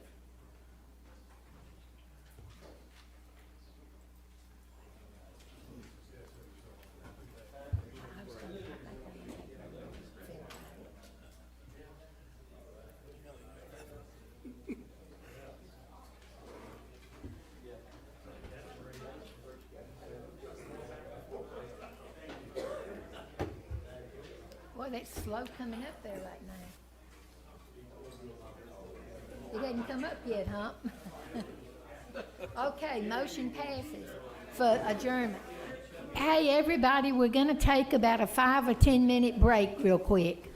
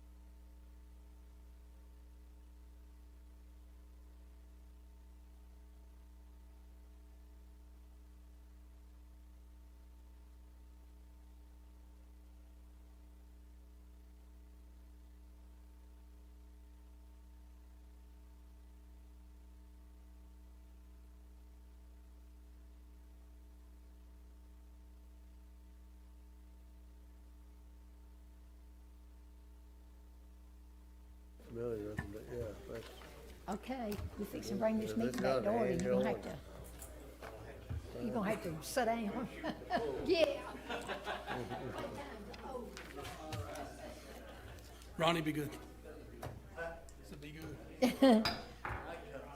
Okay, everyone, we're gonna resume. It is now 8:03, and the Durant City Utilities Authority is now in session. We will now call that to order, and we'll have the roll call. Would the secretary call the roll? Trustee Brittingham, Here. Trustee Miller, Here. Trustee Morris, Here. Vice Chairman Shear, Here, Chairman Groby. Here. We're all here, so first item under consent items, number A, we will consider approval of regular meeting minutes of December 14, 2021. Do we have a motion? I motion we approve the minutes from December 14th, 2021. I haven't, I've got to.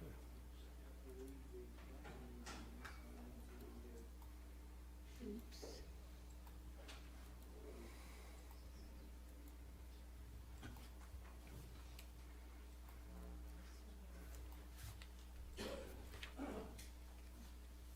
Okay, everybody in? Okay, do we have a motion to accept the? I motion we approve the meeting minutes of December Second. 14th, 2021. We have a motion, we have a second. Record. You can tell I'm ready to get this show on the road.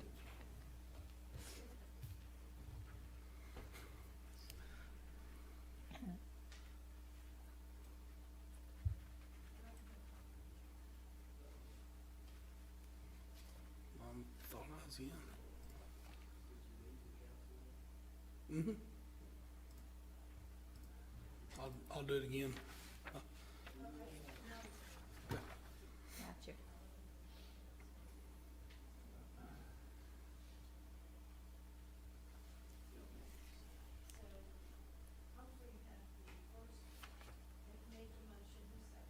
Danny. Danny.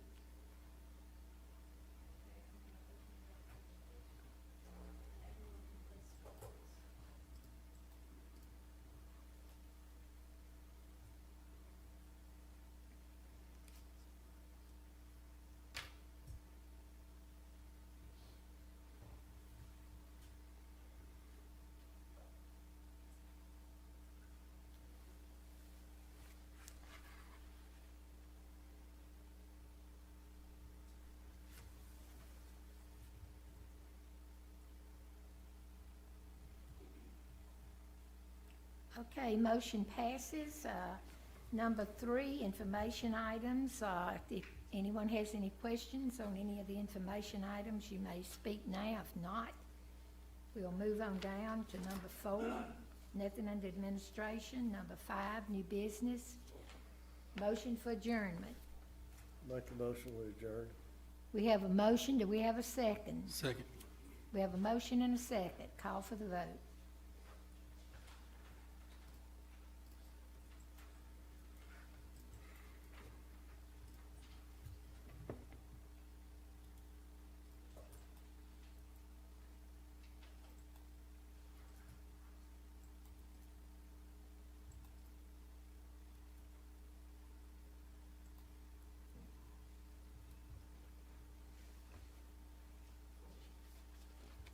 Motion passes. We are now adjourned out of the Durant City Utility Authority. It is now. I thought I was, but it says something else here.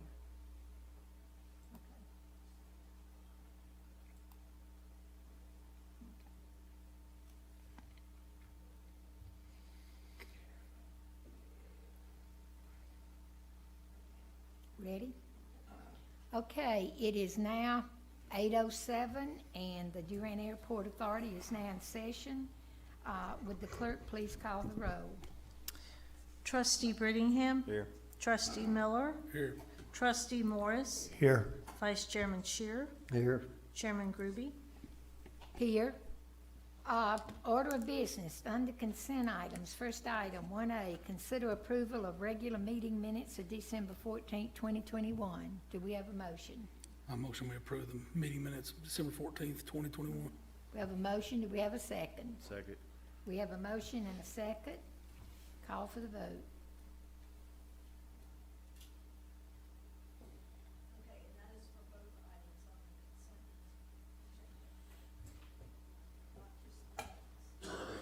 That's two items. Agenda. The one item is the one that was approved. It's exactly like the one approved at council.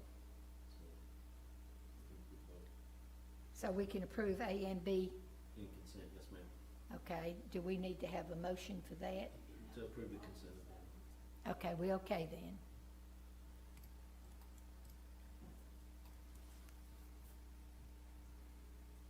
So we don't have to read B and vote. Okay. Motion passes.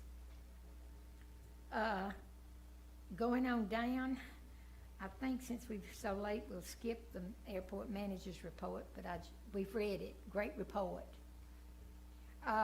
Administration, nothing. New business. Do we have a motion for adjournment? I motion we adjourn. We have a motion. Do we have a second? Second. We have a motion. We have a second. Call for the vote.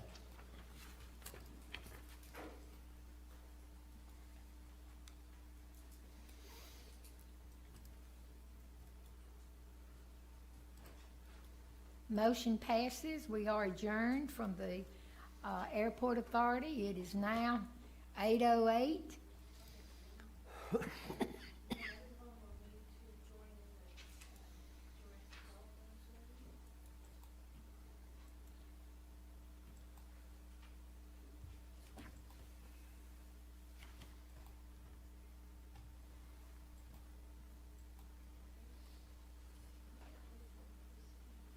Okay, we're now in session, as I said, with the secretary, please call the roll. Trustee Brittingham, Here. Trustee Miller, Here. Trustee Morris, Here. Vice Chairman Shear, Here. Chairman Groby.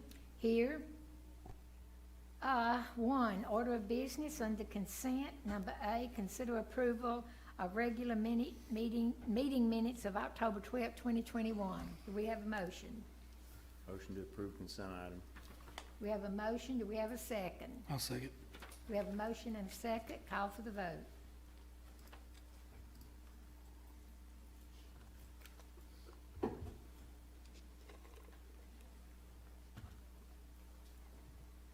Motion passes.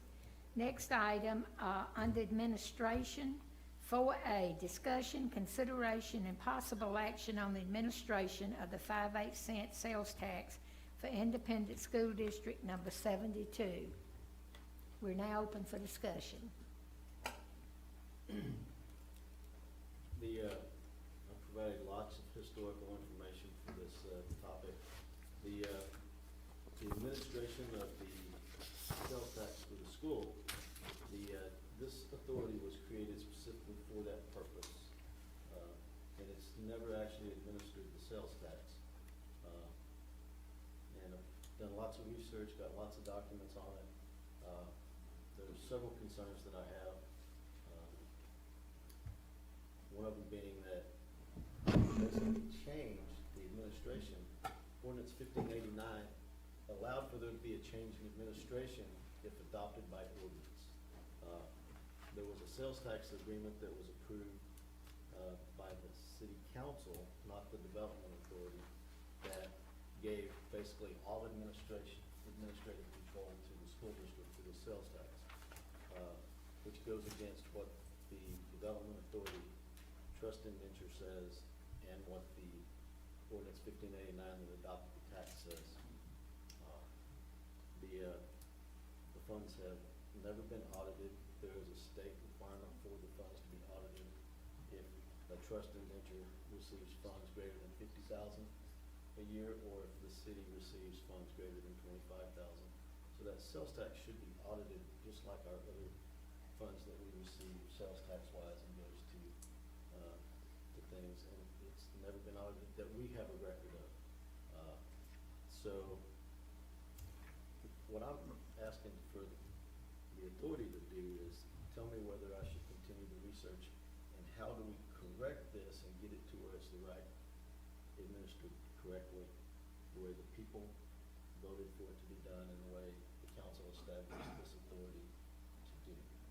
I have thousands of pages of documents that have been provided that we've gone through, and I think it can be fixed. There's nothing against it in the tax that's illegal or done improperly. That was all correct. The way this was initially set up was exactly the way Oklahoma City set up for their MAPS school initiative and the way Lawton set up for theirs. And both of those processes have been challenged in the courts and both upheld to be legal and valid processes that meet all the requirements of the state law. So, and that's what I'm asking you to do is, do you want me to continue to look at it and figure out how we can fix this? And it could be a very simple solution, but I don't want to spend any more time on it, researching it, and the authority not wanting to do that. And the reason it's on this agenda is because the council did create this authority to administer that tax. And there were 2 resolutions that were also passed, which very specifically stated that. And you all have a copy of the minutes where the development authority was established, and it specifically says the purpose in the minutes that were stated by the attorney that did it. Any changes the council would have to approve, correct? If you proceed and have recommendations for them to come into effect, the council would have to approve, is that correct? If it's done by ordinance, it would have to be adopted by the council, yes, sir. But John, my understanding, I remember when this was set up, this development authority, it was to be set up as a trust, like the DIA and like the multi-sport, the other quarter cent, the other taxes that we used. And I also remember years before I got on the council researching this and even talking to, who was this, Jones, was that his state auditor before the one we have now? Gary Jones. He even came down and I met with him and I gave him the book where it was all passed and everything. And he had a lot of questions about it. Of course, we didn't go through an audit, but it just seems like to me, it's a little bit of common sense. If we do this with the DIA and with the DCFA, it seems like we should be looking at how this money's managed, as far as we should be the trustees of that money. Well, the minutes from the meeting when the indenture was approved, there were several questions asked. And one was asked specifically of Alan Brooks, and the question was,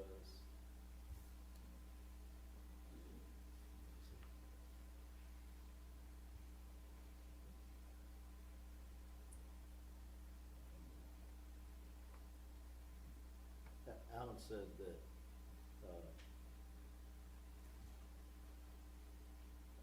Vice Mayor Cross, okay, there we go. Vice Mayor Cross asked if the primary purpose of making this trust is to have control of financing. And Mr. Brooks said that the sales tax will be collected by the city and appropriated to a public trust, this trust, that has the city as the beneficiary, which is exactly what the people voted on to happen.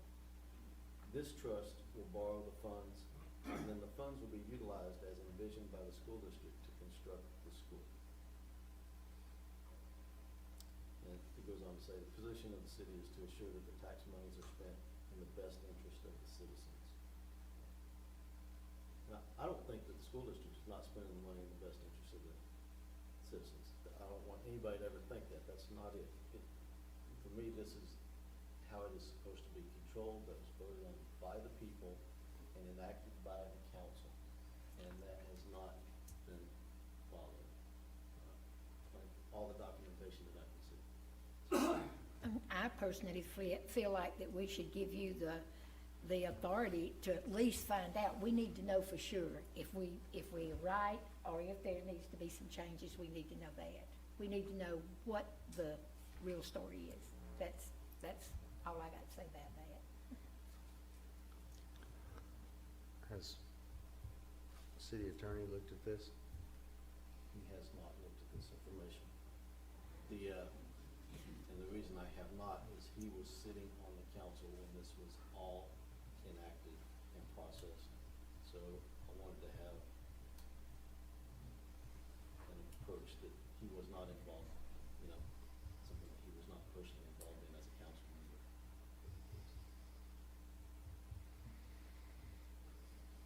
But you said two other cities have set theirs up the same way as this is supposed to be set up? Yes, sir. Oklahoma City and Lubbock, and they were both challenged in court, and the court upheld the way they had done it. Sounds pretty cut and dry to me. What does it change from the way things are being done right now? Well, right now, we get a check and we take it to the First United Bank, and it goes into the school bank account. What does it really change? It really just changed the account. I believe it just changes the accountability process for it, and puts the accountability process on the city where the revenue comes into. So for auditing purposes, or, For administration or purposes. you said something about Audit. auditing, Yes, sir. That is required. by who law. would pay for that? So, Would it come out of, according to these minutes, it would come from that money. I just don't want to turn around and create something where the money's coming in and then we have to pay for it to be audited, Right. and it's not coming out of that money. Right. And Mr. Dunnigan stated that that would be, actually, Mr. Scherer asked, or said that he felt that the city should be reimbursed. Leon Scherer said that, stated that he felt the city should be reimbursed for their time and effort in this matter, and Mr. Dunnigan stated that this will be accomplished through an administrative fee such as the way the DCFA is administered. There was, so.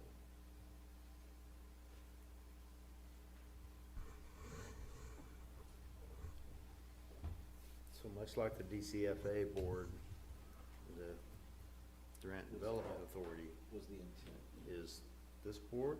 Yes. So we're not creating another board, No, it sir. No. is It this is board. this board. Yes, sir. So what duties would we have from this point forward if we went this direction? It would be just like the utility authority or the airport authority, same responsibility. Right now, tonight, we're not voting to do that. We're just, if we vote, we're just voting to let you go do more research, basically. I'm cool with that. Okay, any more discussion? Anyone want to call for the motion? I make a motion and we let City Manager John research this further and make his recommendations to us. We have a motion, do we have a second? I'll second. I think we had 2 seconds. 2 seconds. 2 seconds, Cindy. We have a motion, we have a second, call for the vote.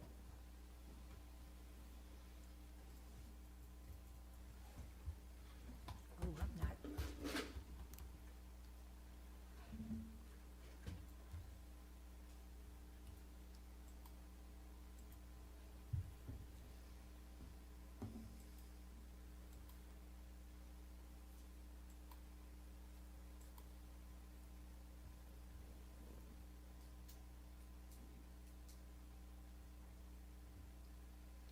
Motion passes. No new business. Was that you, Mike? I think that was Mike's motion for adjournment. Okay, motion for adjournment. A motion be adjourned. We have a motion. Do we have a second? Second. We have a motion and a second. Call for the vote.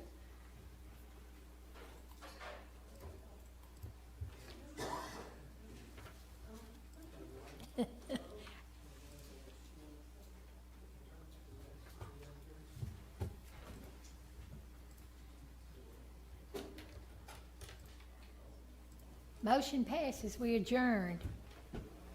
Thank you all so much for hanging with us through all this tonight.